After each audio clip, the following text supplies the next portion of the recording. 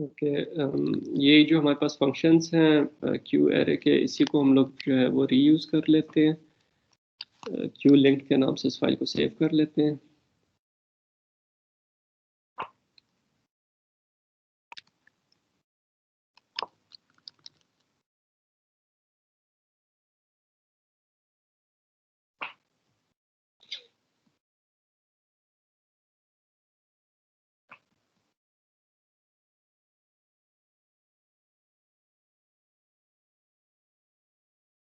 Okay, यहाँ पे हम लोग जो है वो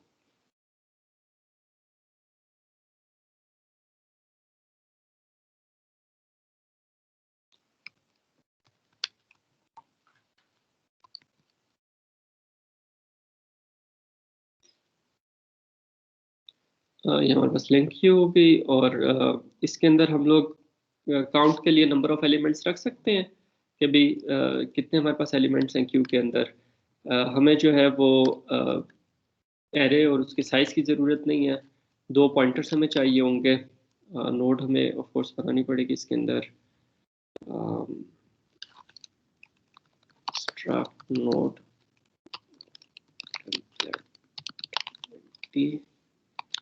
और ये जो नोड टाइप का हम लोग स्ट्रक्चर बनाएंगे भी, नो इसके वही 2 हिस्से होते हैं हमारे पास। एक डाटा टाइप का हिस्सा होगा जिसमें डाटा स्टोर करवाएंगे, जिस तरह हमारे पास ये 7 था तो उसके अंदर 7 आ जाएगा। और फिर हमारे पास लिंक करने के लिए हमारे पास नोड टाइप का पॉइंटर होगा, ठीक है। और इसका मैंने आपको कहा था कि आपने जो है वो इसको ये जहन में रखना है कि हमारे पास ये जो लिंकेज है ये हमारे पास काइंड ऑफ एक दूसरी किसी नोड का एड्रेस स्टोर करवाने के लिए है। अगर आप इसको ये कहेंगे नोड के अंदर नोड टाइप का पॉइंटर है तो ये थोड़ा सा रिकर्सिव हो जाता है, कंफ्यूजिंग हो जाता है। तो आपने इसे इस तरीके से नहीं इंटरप्रेट करना।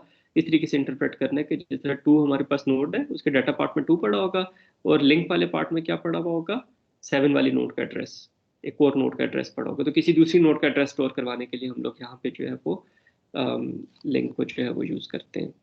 अच्छा, फिर हम लोग अपनी एडीटी के अंदर आ जाते हैं। ओके, यहाँ पे हमारे पास जो है वो 2 पॉइंटर्स हो जाएंगे नोड टाइप के। हमारे पास पॉइंटर्स हो जाएंगे स्टैटिक फ्रंट पॉइंटर और फिर स्टैटिक रियर पॉइंटर, ठीक है। तो ये हमारे पास 2 पॉइंटर्स हो गए।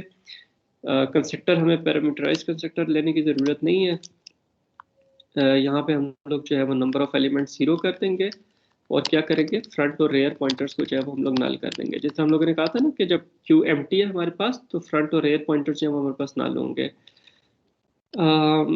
डिस्ट्रक्टर के अंदर हम लोगों के पास एरे है नहीं, यहाँ पे हम लोग मेक एम्प्टी का फंक्शन कॉल कर लेंगे, ठीक है। कॉपी कंस्ट्रक्टर पे हम लोग बाद में आएंगे।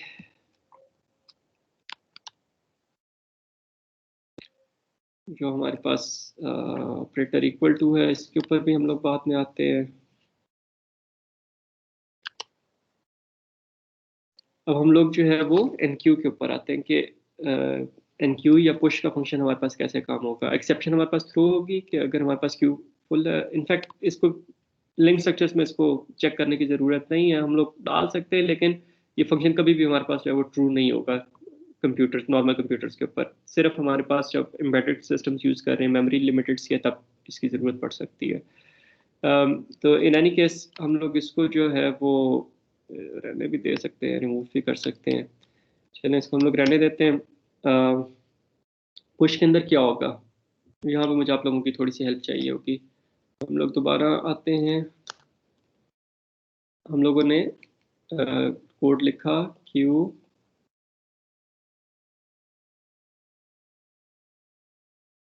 क्यू के ऊपर। जब हम लोगों ने ऑब्जेक्ट क्लियर किया तो हमारे पास जो है वो जो फ्रंट पॉइंटर है और जो हमारे पास रेयर पॉइंटर है, उन दोनों के अंदर हमारे पास क्या आ गया, नल आ गया, ठीक है। फिर जो हम लोगों ने क्या किया, क्यू डॉट पुश 5। तो अब हमारे पास क्या होगा, सबसे पहले क्या करना है, 5 स्टोर कराने के लिए क्या करेंगे, मेमोरी एलोकेट करेंगे। एक्सीलेंट, मेमोरी एलोकेट करेंगे। तो नोड टी स्टैटिक पीटीआर या टेम्प, जो मर्जी आप उसे कहते हैं, और PTR is equal to new node T, ठीक है। और यहाँ पे क्योंकि न्यू आ गया तो हम लोगों के पास ये 2 जगहों पे जो है वो डिलीट होगा, या तो ये हमारे पास पॉप के अंदर डिलीट होगा, या फिर हमारे पास जो है वो मेक एम्प्टी में जो है वो डिलीट होगा। तो यहाँ पे हम लोग अपने टू डू के अंदर लिख लेते हैं कि delete pointer in pop make empty and destructor. तो ये आप जहाँ जहाँ पे भी वो मेमोरी फ्री हो सकती है ना, आप वो लिख लिया करें उसको, ठीक है। तो ये हम लोगों ने 3 जगहों पे जो है वो हम लोगों ने इसको जो है वो डिलीट करना है। तो जब भी आप न्यू लिखें तो साथ उसका अपना टू डू एक अपना नोट लिख लिया करें कि इसको हम लोगों ने फ्री कराना है। ये आपको प्रोफेशनल लाइफ में ये चीज़ हेल्प करेगी।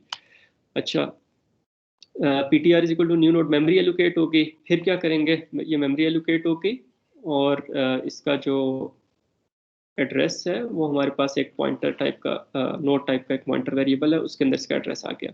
कि बेटे अब क्या करेंगे,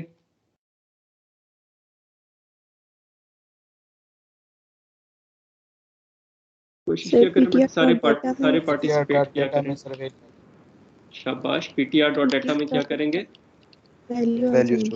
वैल्यू स्टोर करा दी। तो हमारे पास इसके डाटा पार्ट में 5 आ गया, ठीक है। इसके नेक्स्ट पार्ट को क्या करेंगे, नल कर दूं। ptr.next इज इक्वल टू नल हो गया। फिर क्या करेंगे,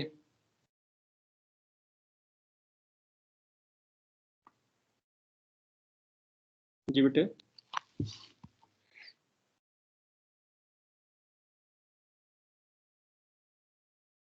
सर पीटीआर को अब फ्रंट पॉइंटर को कर देंगे। फ्रंट पॉइंटर के अंदर हमारे पास ptr का एड्रेस आ जाएगा, ठीक है। और रेयर पॉइंटर के अंदर भी ptr का एड्रेस आ जाएगा। यस। तो जी हम सर। लोग ये कह देते हैं front underscore pointer is equal to rear underscore pointer is equal to ptr। That's it, that's pretty much it. अब हम लोगों ने नेक्स्ट वैल्यू पुश करनी है। 5 के बाद हमारे पास 2 आ गया। अच्छा, यही कोड हम लोग करते हैं कि हमारे पास मेमोरी एलोकेट होगी, उसका एड्रेस हमारे पास ptr में आ गया, ठीक है। और उसके डाटा पार्ट में 2 आ गया, उसके नेक्स्ट पार्ट को नल कर दिया। अब क्या ये कोड हमारे पास इसी तरह रहना चाहिए,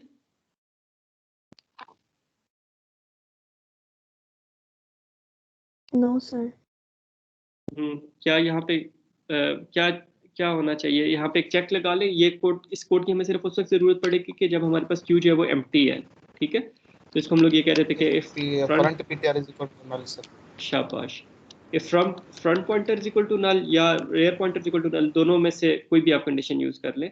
तो आपने जो है वो क्या करना है कि अगर आपके पास फ्रंट पॉइंटर जो है वो नल है, इसका मतलब है फ्रंट पॉइंटर नल है तो रेयर पॉइंटर भी नल होगा। तो अगर आपके पास वो नल है, जब क्यू एम्प्टी थी तो वो नल था, तो आपने क्या किया कि फ्रंट पॉइंटर और रेयर पॉइंटर दोनों में न्यू, ये जो नई मेमोरी है इसका एड्रेस स्टोर करवा दिया। अगर ये केस नहीं है तो फिर क्या करेंगे, अब जिस तरह 2 है, टू के अंदर हम लोग क्या करेंगे,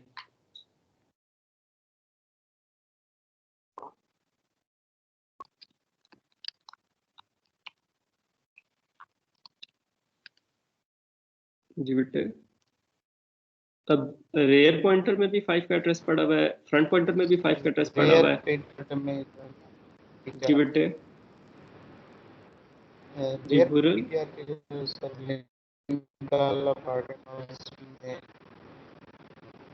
एक्सेलेंट। तो हम लोग बेसिकली क्या करेंगे कि रेयर पॉइंटर का जो नेक्स्ट है, रेयर पॉइंटर 5 को पॉइंट कर रहा है ना, तो 5 के नेक्स्ट पॉइंट में नेक्स्ट में इसका न्यू वाली नोड का एड्रेस जो है वो स्टोर करा देना है। तो ये हम लोग कैसे करेंगे कि rear pointer dot next is equal to pointer, ये हमारे पास लिंक एस्टेब्लिश हो गया। आप क्या करेंगे,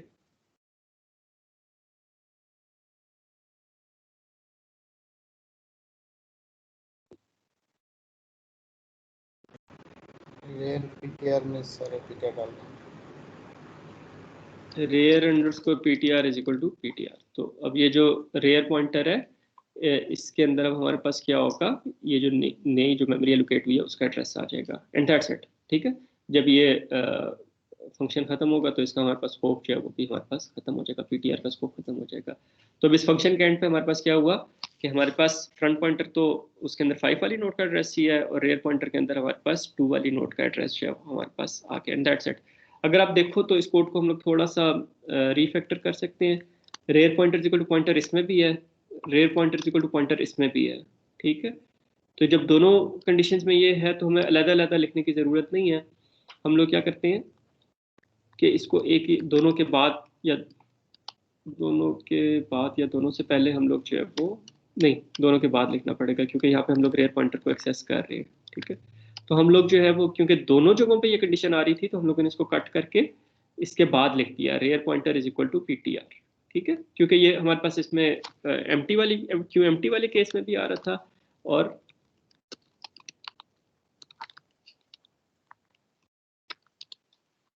क्यूब में जब कोई एलिमेंट्स पड़े हुए थे तब भी हमारे पास जो है वो ये आ रहा था। तो रेयर पॉइंटर इक्वल पॉइंटर हम लोगों ने सेफ एल्स के बाद ले गए, और जब क्यू एम्प्टी होगी तो हम लोग क्या करेंगे कि फ्रंट पॉइंटर को जो है उसको नई में it would start pointing to the new memory, और जो रेयर पॉइंटर है वो हमारे पास इफ के बाद जो है it would also start pointing towards the new memory.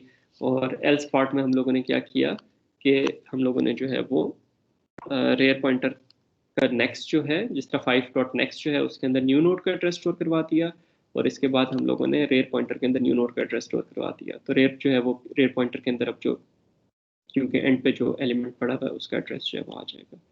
ठीक है बेटे, यहाँ तक कोई क्वेश्चन आप लोगों का?